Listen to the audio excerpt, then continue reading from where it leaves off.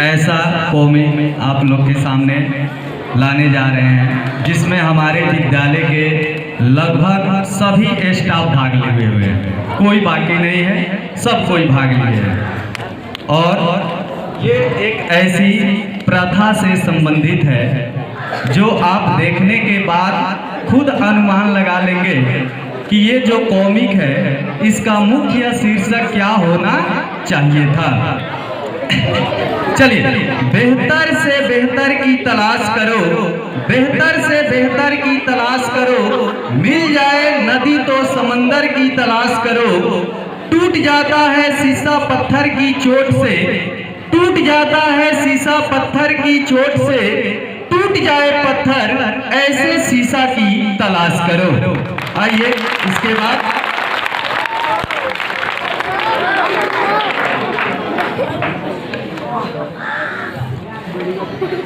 मैं शारदा की माँ, हम लोग बहुत गरीब हैं। मेरे घर वाले खेतों में काम करने गए हैं, अभी तक आए नहीं, पता नहीं क्या कर रहे हैं। उनको तो समय का पता ही नहीं रहती है, ना ही किसी बात की चिंता रहती है। अच्छा कोई बात नहीं, मैं उनका इंतजार करती हूँ।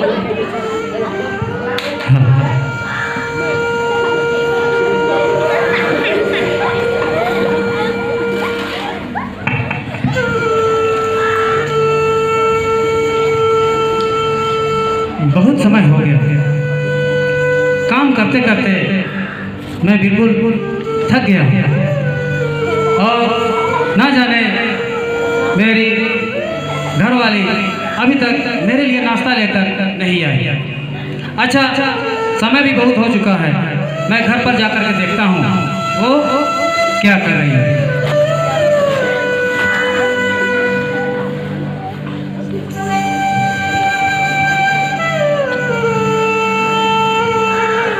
शारदा की मम्मी, शारदा की मम्मी जी आई। कहाँ हो? अरे बहुत मुझे प्यास लगी है, थोड़ा गिलास पानी ला के दो।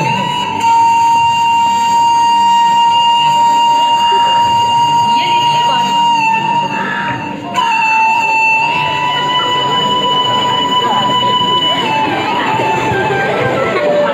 मैं खेत पे इंतजार कर रहा था, क्यों नहीं आई थी? घर में बहुत सारा काम था, आपको तो किसी बात की चिंता ही नहीं रहती है। क्या चीज की चिंता? अब घर में बेटी बड़ी हो गई है, उनकी पढ़ाई भी पूरी हो गई है, अब हमें उनकी शादी कर देनी चाहिए, अच्छा सा घर और बर देकर। बेटी के लिए मैं इतना काम कर रहा हूँ ताकि बेटी पढ़े लिखे और अच्छे से अच्छा नौकरी मिले, यही तो हम लोग की सपना है। जी अच्छा। तुम शादी के लिए उसके लिए चिंतित हो? जी अच्छा, मैं जा रहा हूँ इस गांव में, देख रहा हूँ उसके लिए अच्छे से लड़का अगर मिल जाए तो हम लोग इसी साल उसकी शादी कर देंगे, ठीक है? मैं जा रहा हूँ, तब तक तुम घर पे सफाई सुथरा रखो और बेटी का ध्यान रखना।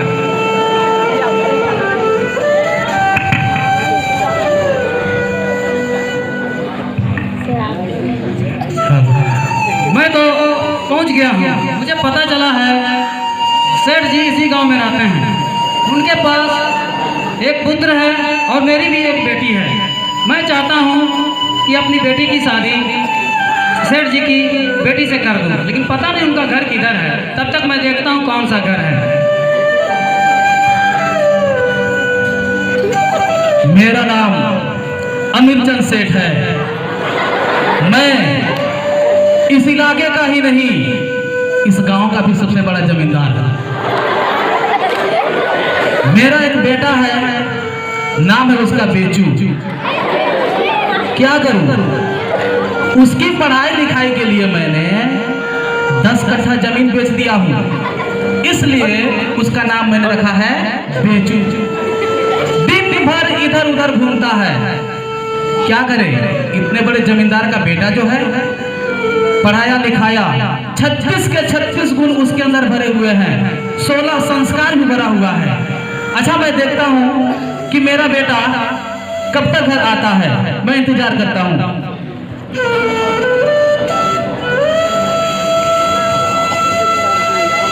मैं तो सेठ जी का घर पहुंच गया।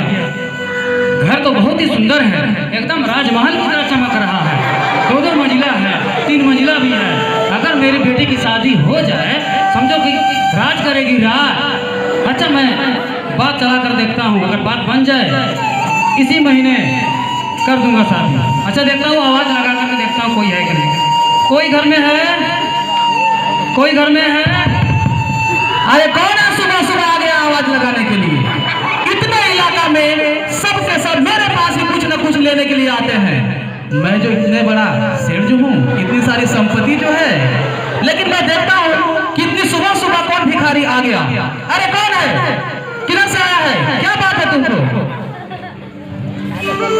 क्या है बोलो। प्रणाम सर जी। प्रणाम प्रणाम। क्या बात है? क्यों सुबह सुबह इतना जोर जोर से आवाज दे रहे हो? बात ही कुछ ऐसी है, इसीलिए मुझे सुबह सुबह आना पड़ा। क्या है कि मैं रिश्ते की बात करने के लिए आपसे आया हूँ। अच्छा अच्छा, रिश्ते की बात करने आए हैं? जी सर जी। आइए आइए, अंदर चल के बात करते हैं। आइए आइए, जो आप आइए आइए, बैठिए बैठिए। नहीं ऐसा ही ठीक है। ऐसा ही ठीक है जी। हिम्मत भी मत करना मेरे इतना बड़ा सेठ के यहाँ बैठने की। चलो आगे सामने बात करते हैं। ठीक है सर जी। बोलो क्या बात है? अब बात यही है कि मैं अपनी सुपुत्री की शादी आपके बेटे से मैं करना चाह रहा हूँ। अगर आप अपनी बेटी का रिश्ता मेरे बेटे के लिए लेके आए हैं जी, ये तो बहुत अच्छी बात है। मेरा भी एक बेटा है, वो भी पढ़ लिख लिया है। मैं भी चाहता हूँ कि उसकी शादी कर दूँ, ताकि बहू जो आए घर में काम धाम करे, खाना वाना बनाए और मेरी भी सेवा सत्कार करे। क्यों नहीं क्यों नहीं, मेरी बेटी भी लाखों करोड़ों में एक है, बहुत ही सुंदर है, सुशील है, स्वभाव है और पढ़ी लिखी में भी बहुत पढ़ी लिखी है। ये तो बहुत अच्छी बात है। आप तब तक बैठ के आराम कीजिए, मैं अपने बेटे को देखता हूँ कहाँ है। ठीक है सर जी। बताइए, घर पे मेहमान रिश्ते की बात करने आ गए और ये निकम्मा पता नहीं किधर निकला हुआ है खेलने के लिए। अच्छा मैं आवाज लगाता हूँ, ओ बेटा बेचू, बेटा बेचू, ओ बेचू। क्या है? कितना देर से इंतजार कर रहा है? अरे ओ बेचू, बेचू जी। पिताजी। अरे कहाँ है? आ जाते घर पे। आ रहा हूँ पिताजी। पता नहीं क्या बात है, दिन भर में जब कितना तल तल करते रहते हैं। अच्छा जाकर देखता हूँ कि क्या बोल रहे हैं। अरे बहुत इंतजार करा दिया, अभी तक आया नहीं। कहाँ है वो? कहाँ रह गया? अभी तक नहीं आया। घर पिताजी। मैंने तुमको पढ़ा लिखा के यही संस्कार दिया है। पिताजी को पीछे से प्रणाम करता है। तब कैसे प्रणाम किया जाता है पिताजी? मैं तुमको बताता हूँ कैसे प्रणाम किया जाता है। ऐसे करते हैं, प्रणाम पिताजी। बेहुदा कहीं का नलायक, पिताजी को तुम बोलता है खुश रहो बेटा। तब क्या बोलूं पिताजी? अरे देखो जो भी बात होगा छोड़ो, इधर आओ इधर आओ। घर पे तुम्हारी रिश्ते की बात करने के लिए मेहमान आए हुए हैं। क्या मेहमान? हाँ, और सुनो, वो मालदार पार्टी है, बहुत ज्यादा दहेज लेना है, समझा? पता है पता है। हाँ, और सुनो, मैं अगर उनसे कहूँ कि मुझे दहेज नहीं चाहिए, फिर भी तुम इसका मतलब समझना है। समझ लाओ पिताजी, समझ लाओ। चलो आओ मेरे साथ, चलिए। और एक बात सुनो, अगर तुम्हारी कोई इच्छा हो कुछ मांगने की दहेज में, मुझे बताओ, मैं उनसे बात रखूंगा। बोलो। डाली चाहिए पिताजी, डाली। अरे इतने बड़े जमींदार की तुम इकलौता बेटा हो, इतनी सारी संपत्ति का इकलौता वारिस हो, और तुमको डाली चाहिए बेहुदा? गाली नहीं पिताजी, डाली डाली चाहिए। गाड़ी चाहिए? डाली। हमको लगा तुमको गाली सुनने का मन कर रहा है। पिताजी डाली। शकल तो तुम्हारा सड़ी हुए टमाटर के जैसा है, और गाड़ी क्या करे यार? तो पिताजी अगर आम और आप दाव में डाली तो निकलें दे, तो दाव वाले तैयार तो दे में ऐसे तलते धूमें दे दोनों दाना। हाँ, आज समझदारी वाला बात किया तूने। हाँ सही बोला। जब तू गाड़ी चलाएगा गांव में और मैं पीछे बैठूंगा तो गांव वाले कहेंगे वो देखो अमीरचंद सेठ और उसका बेटा गाड़ी में बैठ जा रहे हैं। चलो चलो आओ आओ।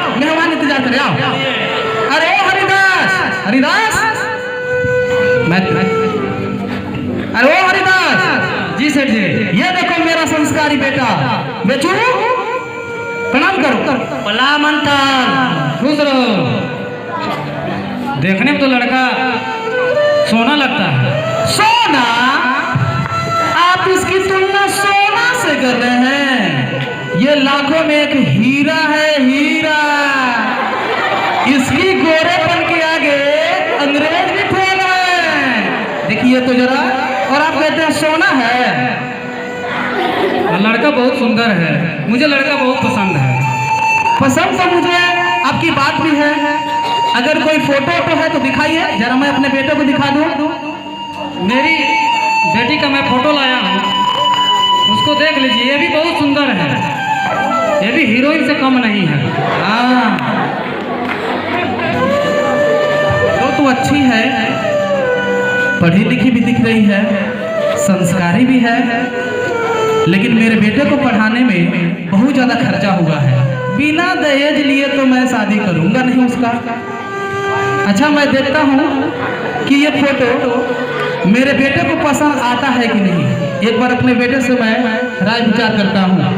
बेटा, ओ बेचू, बेचू। ए पिताजी। अरे ये देखो, जिस लड़की से तुम्हारी शादी होने वाली है ना, उसका फोटो है। जरा देख के बताओ तो लड़की कैसी लगी तुमको? आप हटिए पिताजी। अरे फोटो लेते ही मुझको धक्का मारा है। तू ही छा गया।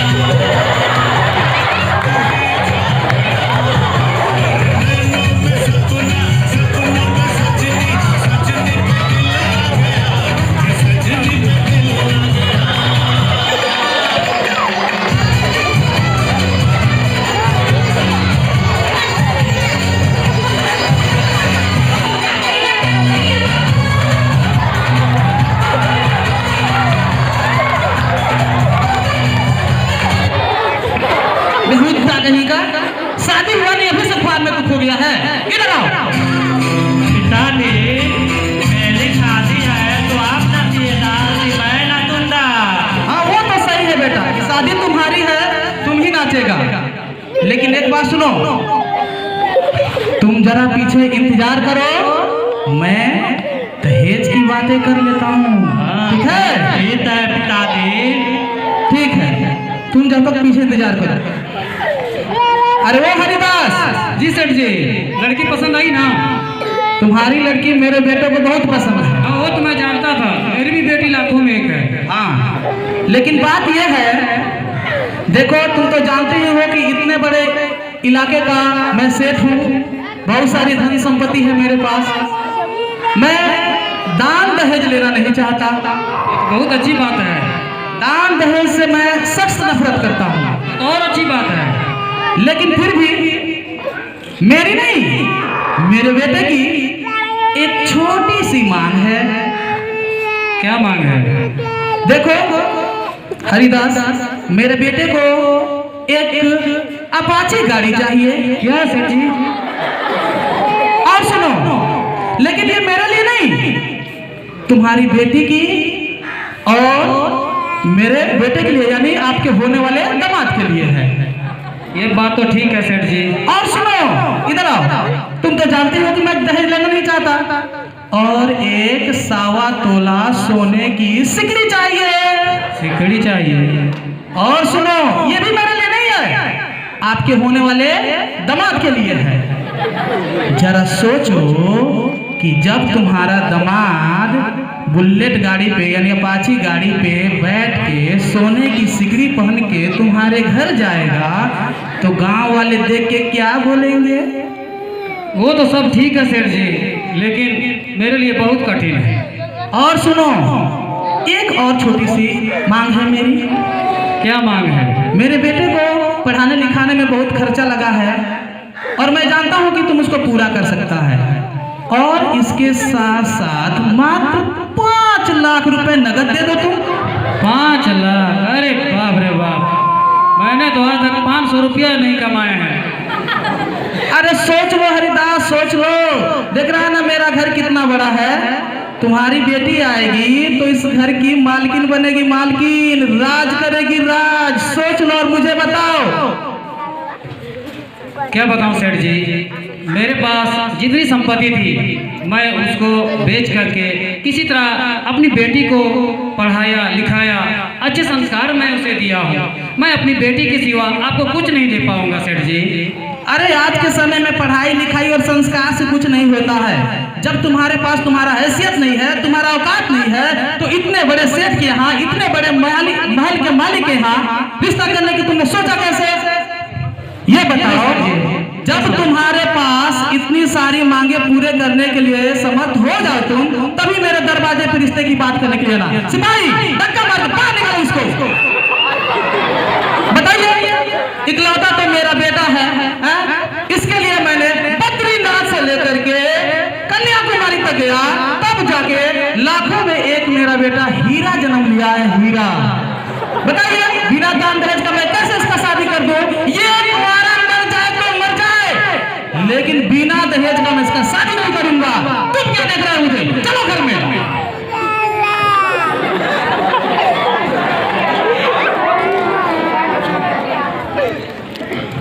मैं तो बहुत परेशान हो गया हूँ, मुझे बहुत टेंशन हो रही है। मैं अपने घर पे अपने परिवार को क्या बताऊंगा? मैं जिस घर में गया था रिश्ता लेकर के, उन्होंने मुझे दहेज के लिए धक्का मार करके घर से बाहर निकाल दिए। मैं जहाँ जा रहा हूँ वहाँ ये गांव वाले, ये समाज मुंह खोले हुए हैं कि दहेज के लिए कि मुझे इतना चाहिए, गाड़ी चाहिए, पैसा चाहिए, और तो ये सिक्कड़ चाहिए। ये सब मैं कहाँ से लाऊं? मेरे पास जो भी था मैं तो उसे बेच करके मैं अपनी बेटी की पढ़ाई में लगा दिया। मेरे पास अब कुछ रहा नहीं। अच्छा, मैं बैठकर थोड़ा सा सोचता हूँ कि कैसे इसको समस्या का दूर करूँ। मैं बहुत सोच में पड़ गया हूँ। अच्छा, मैं बैठ करके इंतजार कर रहा हूँ।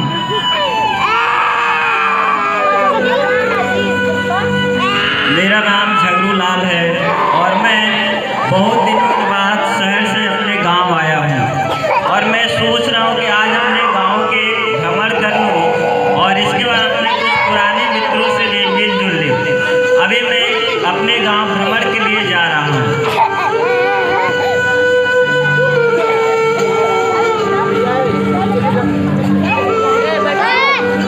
अरे ये तो लग रहा है मेरा दोस्त है हरिदास, और थोड़ा करीब जाकर देखता हूँ, पता नहीं वही है कि कोई उसका और हमशक्ल है। अरे दोस्त हरिदास, कैसे हो भाई? ऐसे क्यों बैठे हो मुंह लटकाए हुए? क्या बताऊं भाई, आप कौन है? मैं आपको पहचाना नहीं। अरे मैं तुम्हारा बचपन का दोस्त झगरू। अरे झगरू भाई, और बताओ। आपके कपड़ों से मैं नहीं पहचान पाया। क्या बताओ भाई, मैं शहर चला गया और वहाँ अपने बच्चों को पढ़ाया लिखाया। आज मेरा एक बेटा है जो फौज में है, इसी वजह से आज मैं छुट्टी मिली है तो आया हूँ अपने गांव घूमने। और बताओ भाई, समस्या क्या है? ऐसे अकेले क्यों बैठे हो रास्ते में? क्या बताऊं झगरू भाई, मेरी एक ही बेटी है और मेरी तमन्ना थी कि उसको पढ़ा लिखा करके अच्छे से उसका नौकरी दिलवा लूँ, लेकिन क्या करूँ, शायद मेरी नसीब में ही नहीं है वैसा। और उसकी शादी के लिए मैं बहुत चिंतित हूँ। जहाँ जा रहा हूँ वहाँ गाड़ी मांग रहे हैं, पैसा मांग रहे हैं, मैं कहाँ से ला के दूँ? मेरे पास जो भी था मैं उसको तो लगा के उसको मैं उसकी पढ़ाई में लगा दिया। ऐसा मत सोचो दोस्त, तुम्हारी चिंता मेरी चिंता है।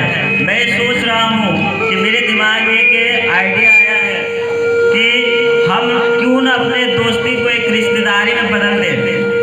अगर ऐसा हो जाए तो मेरे मन का बोझ थोड़ा सा हल्का हो जाएगा। हो ले जाए दोस्त, हो गया। आज से हम लोग रिश्तेदारी में अपने दोस्ती को बदल दिया। आज से हम लोग रिश्तेदार हो गए। कहाँ आप ऊंचे खानदान के और कहाँ मैं गरीब परिवार से, ये रिश्ता कैसे हो सकता है? दोस्त, यहाँ ऊंचे अमीरी और गरीबी की बात नहीं है, बात ये है कि दिल से दिल मिलनी चाहिए। तो क्या ख्याल है? अब क्या सोचो, बोलूँ मैं?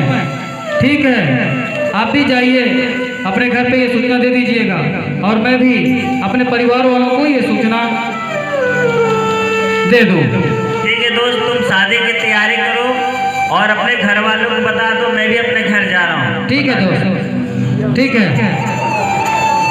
ये बात मैं खुशखबरी अपने परिवार को मैं दूंगा कि बेटी के लिए एक अच्छा रिश्ता मिल गया है। फिर भी इस बात को मैं अपने परिवार के बीच रखूंगा।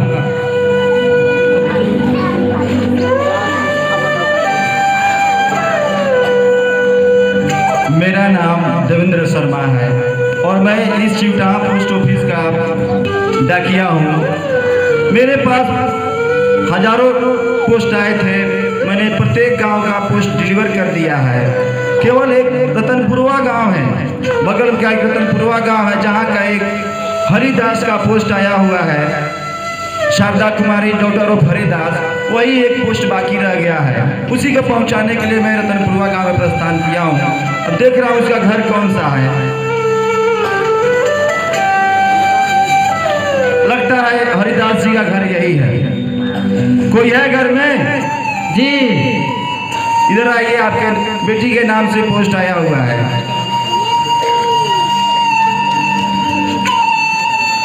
ओ डाकिया साहब, प्रणाम डाकिया साहब। प्रणाम प्रणाम। कैसे आना हुआ? आपके बेटी के नाम से एक पोस्ट आया हुआ है ना? अच्छा, पोस्ट आया हुआ है। उसी को लेकर मैं आया हुआ हूँ।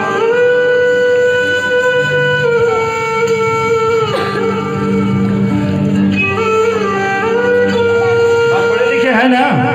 मैं तो पढ़ा लिखा नहीं हूँ, मेरी बेटी पढ़ी लिखी हुई है। अच्छा, मैं अपनी बेटी को अपने बेटी को बुलाइए। और मेरे परिवार को बुलाता हूँ। सरदा मम्मी, बेटी के साथ में बाहर आओ तो कोई पत्र आया हुआ है। आई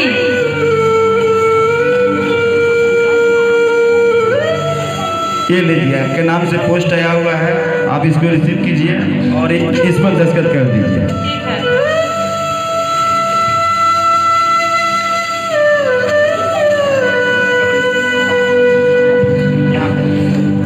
यहाँ करना है मुझे।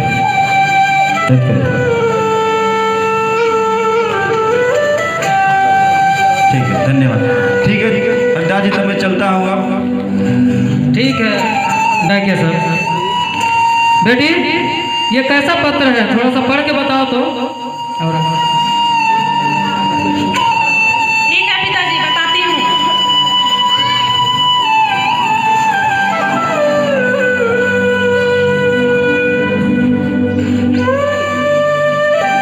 अरे पिताजी, ये तो मेरी ज्वाइनिंग लेटर है।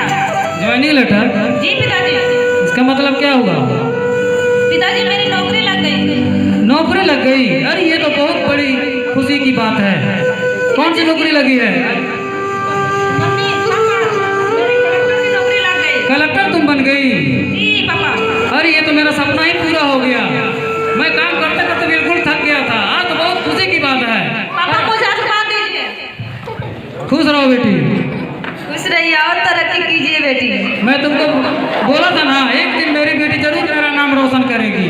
तुम कहती थी कि हमेशा काम करते हैं काम करते हैं। देखो काम करते करते आज मेरी बेटी को मैंने पढ़ाया लिखाया तो आज जाकर के ये कलेक्टर बन गई। अब सोचो हम लोग का कितना नाम होगा।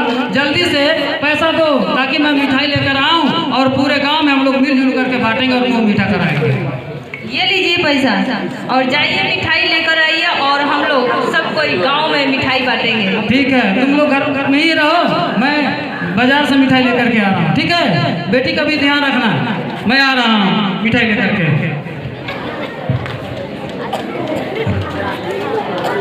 मैं इंस्पेक्टर सूर्यदेव सिंह, इस एरिया का नया इंचार्ज, और कल ही मेरे एरिया से, मेरे क्षेत्र से एक नया कंप्लेन दर्ज हुआ है और वह कंप्लेन हरिदास जी का है।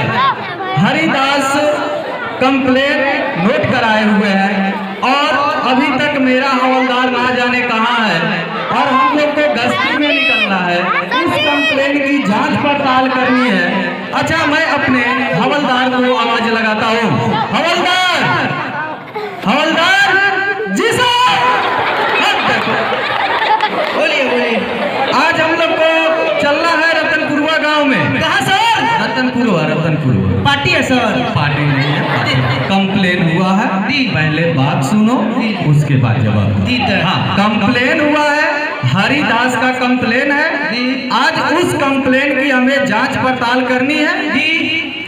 ठीक है, ठीक है, ठीक है, चलिए। ठीक है।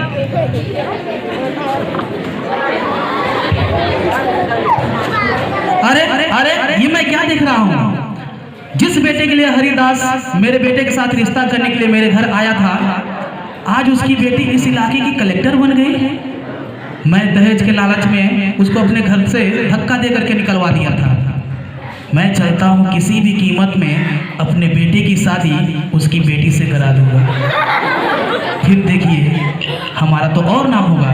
लेकिन मेरा नालायक बेटा कहाँ है? पहले मैं उसको आवाज लगाता हूँ। ओ बेचू बेटा, बेचू बेटा, ओ बेचू। पिताजी, अरे जल्दी से घर पे आओ, जल्दी से घर पे आओ। कहाँ है? आ रहा हूँ पिताजी।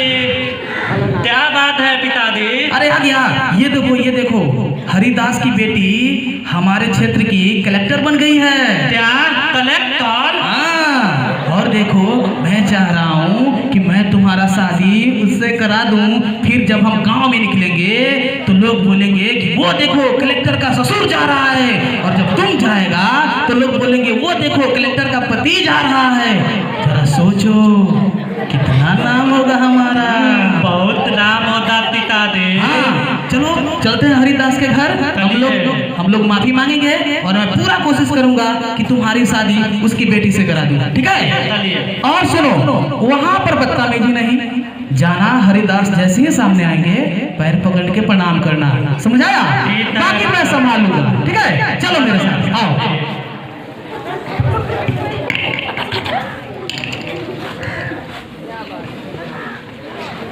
आज मेरी बेटी कलेक्टर बन चुकी है, मुझे बेहद खुशी है, बहुत खुशी है।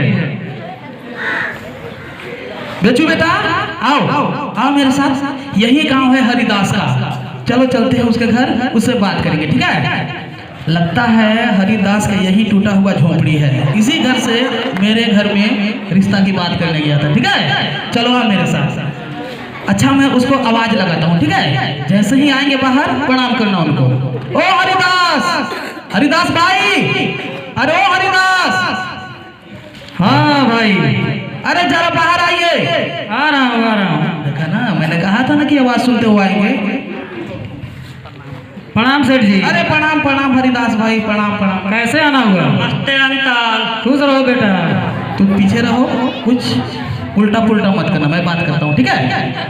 अरे हरिदास भाई, मैंने आपको अपने घर से जलील करके निकाल दिया था। मैं उस बात को बिल्कुल मैं भूल गया हूँ। बाद में मुझे भी बहुत पश्चाताप हुआ। मैं उस बात के लिए बहुत शर्मिंदा महसूस करता हूँ, बहुत शर्मिंदा हूँ।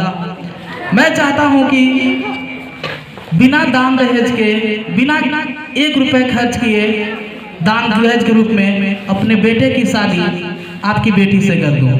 मुझे पहले से ही पता था है कि आप दहेज के खिलाफ हैं। ठीक है, आप आराम से बैठिए, मैं आप लोगों के लिए नाश्ता का व्यवस्था कर दूँ। जी जी जी, बहुत बहुत धन्यवाद। जी खातिर बात मैं बहुत बढ़िया तरीके से करूँगा। जी जी, बहुत बहुत धन्यवाद हरिदास जी। अरे वो बेचू बेटा, बेचू बेटा।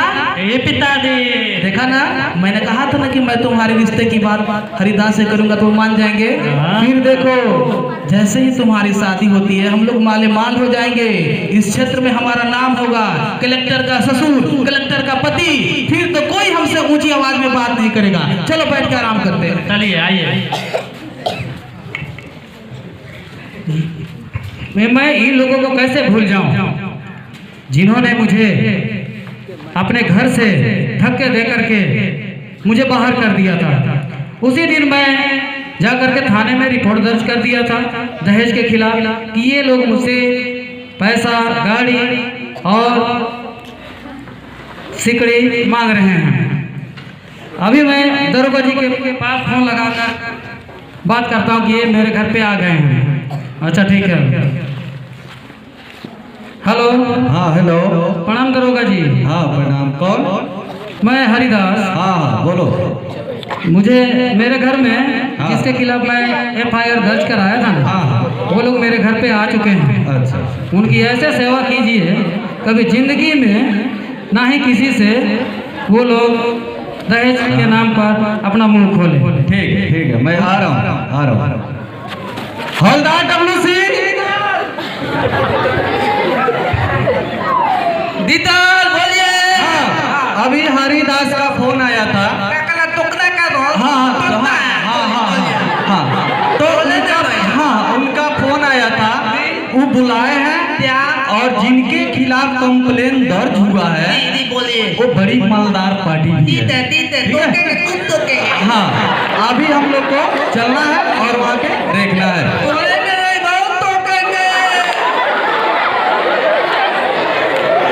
हाँ WC, यही लग रहा है हरिदास का घर है। अच्छा, हरिदास, हरिदास, बात सुंदर है तो। अरे वो बेटा, वो बेटा, वो देखो हरिदास हमारी प्रोटेक्शन के लिए अभी से ही पुलिस प्रशासन की व्यवस्था कर रहा है। आज के बाद से कोई भी इस इलाके में इस अमित चंद सेठ और उस इकलौता बेटा से ऊंची आवाज में बात नहीं करेगा। पुलिस प्रशासन अभी से हमारी सुरक्षा के लिए तैनात हो रही है। आओ आओ बैठते हैं, आओ। हाँ हरिदास, प्रणाम करो सर। कौन है? आइए इधर, मैं दिखा रहा हूँ। यही दो बैठे हैं ना, हाँ। ये दोनों को ऐसे धुलाई कीजिए, हाँ। इनका पूरा खानदान तरसेगा। ठीक है सर। WC, इन दोनों को पहले पकड़ो। पकड़ेंगे, उसके बाद ठोकेंगे, उसके बाद बोल चलेंगे, तेल में खूब कूटेंगे। हमारी सुरक्षा के लिए आए हैं। आओ आओ आओ, सीना तान के खड़ा रहना चाहिए।